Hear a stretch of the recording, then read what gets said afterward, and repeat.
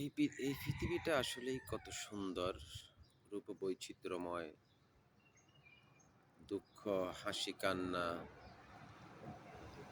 বুক ভরা আশা নিয়ে মানুষ বেঁচে থাকার জন্য দীর্ঘশ্বাস ফেলে জীবন জীবিকার তাগিদে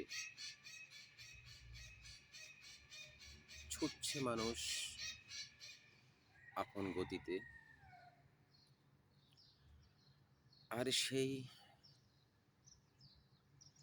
কিচিরমিচি পাখি ডাকার যে শব্দটুকু আমাদের মাঝে, সে শব্দের যদি প্রতি শব্দ যদি রূপান্তরিত করার মতো মনোভাব থাকতো, আমাদের এই সমাজ, আমাদের এই কালচার, আমাদের নৈতিকতার পরিবর্তন, দেশের পরিবর্তন, জাতির পরিবর্তন, বিভক্তি বন্য নিমিষেই কিন্তু প্রস্ফুটিত হতো। আমরা আসলেই নিজেকে স্বার্থনিষ্ঠ ব্যক্তিত্ব হিসেবে এমনভাবে প্রমোট করার পিছনে ছুটে চলছি, কোন গন্তব্য চলছি সেটা আসলে আমরা অনুধাবন করি না। আর এই অনুধাবন না করার পরে আমরা হতাশার মাধ্যমে নিজেকে নিয়োজিত রাখি, হতাশার মাধ্যমে নিজেকে নিমজ্জিত করি। এরপরে আমরা যেটা রেজাল্ট পাই, আমরা হয়ে যাই দিশেহারা, ব্যাকুল হয়ে যাই, আপ্লুত হয়ে যাই, পেরেশান হয়ে যাই এবং ব্যর্থতার গ্লানি নিজের ঘাড়ের মাধ্যমে ফিরে আসে।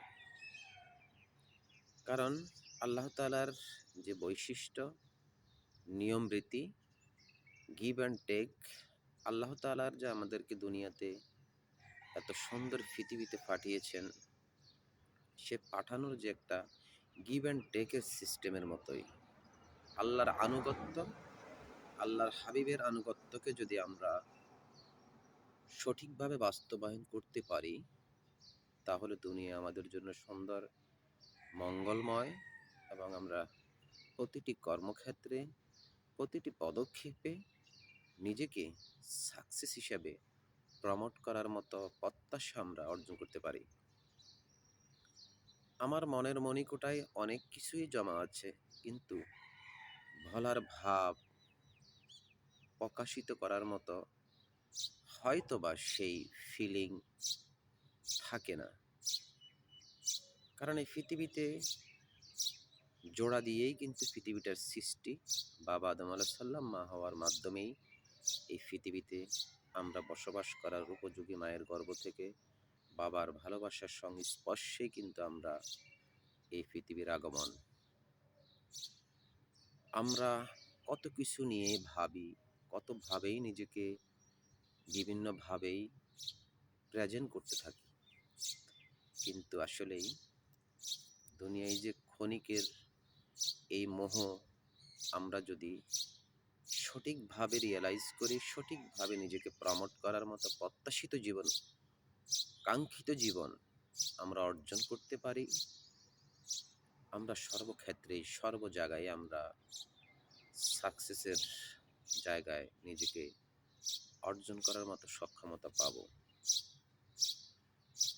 এই সুশীতল, মনোমুগ্ধকর এ দুনিয়াতে আমরা এসেছি শুধু ক্ষণিকের একজন মানুষ হিসাবে, ধর্মবর্ণ নির্বিশেষেই সকলে ক্ষণিকের জন্য। যার যতটুকু ব্যক্তিত্ব ভালো, তার ততটুকুই কিন্তু এক সময় সবাই চলে যেতে হবে। আর চলে যাওয়ার যে জায়গাটা, আর সেখান থেকে ফিরে আসার মতো সক্ষমতা কারো থাকবে না। যার যতটুকু আমলে সালেহীন, তার ততটুকুই ফলাফল সেই জায়গা থেকে পাবে। আমরা সবাই সবাইকে ভালোবাসবো, আর যত অপরন্ত ভালোবাসা দুনিয়ার জমিনেই কিন্তু সমাপ্ত হয়ে যাবে। আখিরাতের যে ভালোবাসা, সেখানে আমার আপনজন কেউ আমার পাশে আসবে না। আমার ঈমান আমলের মাধ্যমেই আমাকে হাজির হতে হবে আল্লাহর কাঠগড়ায়। তো আমরা এই দুনিয়াতে যতদিন থাকব ততদিন আমরা আমাদের আদর্শকে লালন করে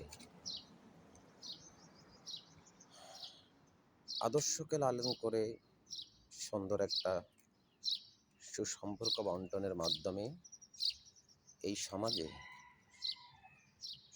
আমরা সকলের তরে, প্রত্যেকে আমরা পরের তরে নিজেকে উৎফুল্লভাবে জীবনটাকে পরিচালিত করব। তো এই সুন্দর ছন্দময় কবিতার গুচ্ছ গুচ্ছ বার্তার মাধ্যমেই আপনাদেরকে এই বিকালের নির্জনে, এই দুপুরের প্রখর রৌদ্রের তাপের যেই সৌন্দর্যটুকু সেটা আপনাদেরকে শেয়ার করলাম মনের মণিকোটা থেকে।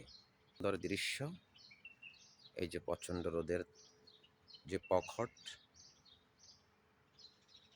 আলো অন্ধকার নিমজ্জিত এই পৃথিবীর বন্ডিং, আমরা সবাই এই ধারাবাহিকতায় নিজেকে আবির্ভূত করতে হবে। ভালো থাকবেন সকলেই, সকলের মতো করে সুন্দর জীবনের প্রত্যাশা নিয়ে।